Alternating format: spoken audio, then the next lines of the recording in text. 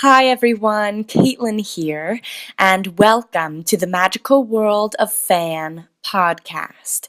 Today I'll be telling you the story of how the word elf got her name. Once upon a time in the magical world of Fan, there lived a very small elf in a very small house.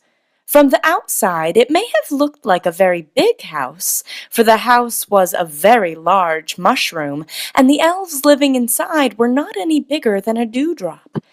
But if you were to peek underneath the mushroom top, you would see not one elf living in it, but lots and lots and lots.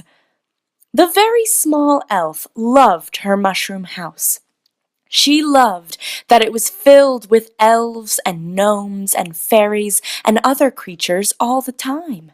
She loved the songs and chatter and whispers and giggles that filled the mushroom from dawn till dusk. For you see, this very small elf could not speak.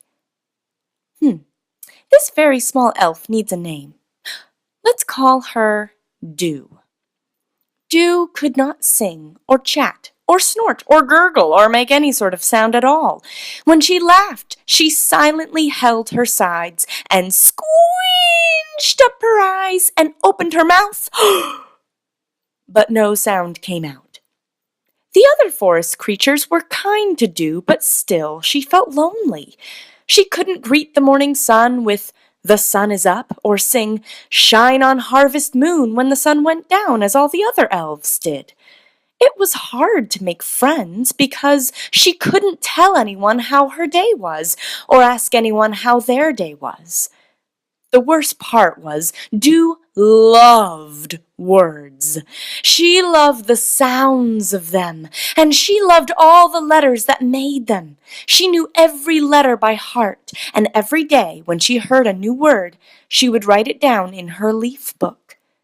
Dew had about 100 gazillion words written down in her leaf book, but she couldn't say any of them. One morning she woke up and stretched and yawned silently, as usual.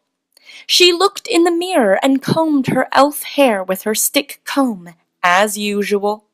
She touched her throat, where her voice should have been, and felt sad, as usual. She heard the elves start to sing, "The sun is up, the sun is shining bright." And that's when she decided.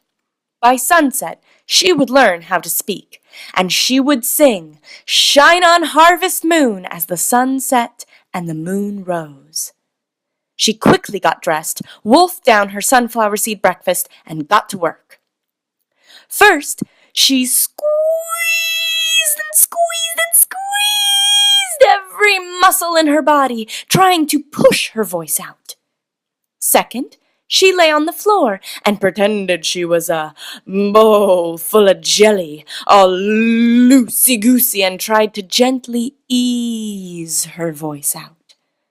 Third, she looked all over her room to see if maybe she had misplaced her voice somewhere and forgotten where she had put it. Fourth, she opened her mouth as wide as she could and took a very deep breath and tried to yell as loud as she could.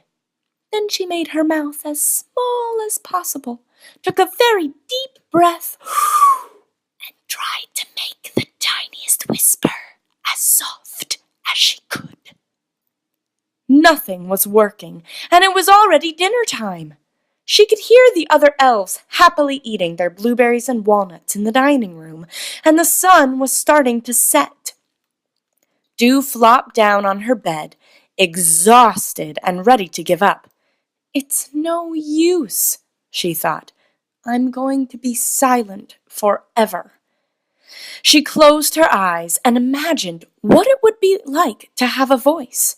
She imagined perfectly how she would take the deepest breath she had ever taken in her life, and how she would think of something that she needed to say so badly, something so important and true and life-changing, that her tongue would loosen up and the words would come tumbling out. "Do, are you okay?" Do sat up suddenly at the sound of a voice in her room. She opened her tear-streaked eyes and saw her best friend, Leaf, standing in the doorway, looking concerned. Do hugged her knees to her chest and let out a silent sob. Leaf understood. He came into the room, and without a word, he threw his arms around Do in the biggest hug ever. Then he took Dew's hand and led her to where the elves were singing "Shine on Harvest Moon." As Dew came in, all the elves gathered around her and gave her smiles and squeezed her hand and whispered, "I love you," in her ear. Dew had never felt so surrounded by love and warmth and support and connection. She looked up at the full moon, closed her eyes, took the deepest breath she had ever taken, and sang, "I love you too." Dew had spoken! She had sang! She opened her mouth again and sang the rest of the song with all the elves. From that day forward, all the creatures of the forest called her Word Elf, and she was never silent again. The end.